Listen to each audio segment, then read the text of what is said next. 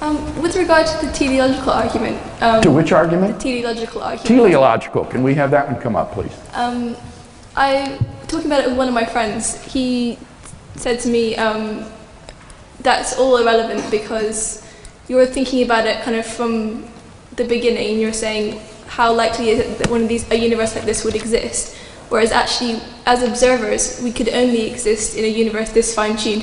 Yes. And so I've heard other people say that as well. Given that neither you nor Dawkins addresses that, is he just pulling a fast one on me, or what? What your friend is talking about is the so-called anthropic principle.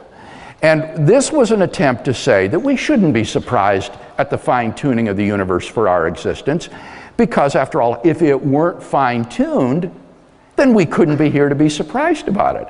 And therefore, we shouldn't be surprised. This is generally recognized today to be a fallacious argument. Just because it's true that only a universe which is fine-tuned for observers can have observers in it, it doesn't follow that it isn't improbable that a fine-tuned universe should exist. And that's why the appeal to the so-called anthropic principle today requires the appeal to the world ensemble. You've got to have the many universes, the many worlds, so that somewhere in the world ensemble, by chance alone, finely tuned worlds will appear.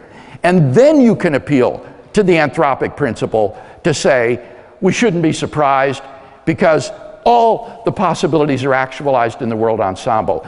So in the discussion today, the anthropic principle requires the world ensemble or multiverse hypothesis, just as Richard Dawkins recognizes.